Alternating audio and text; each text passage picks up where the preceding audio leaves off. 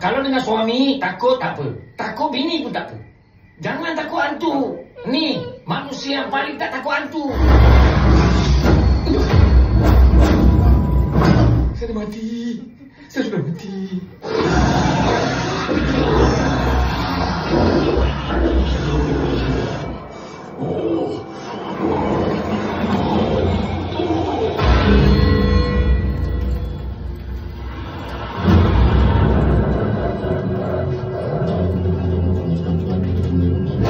Bukan hantu biasa-biasa.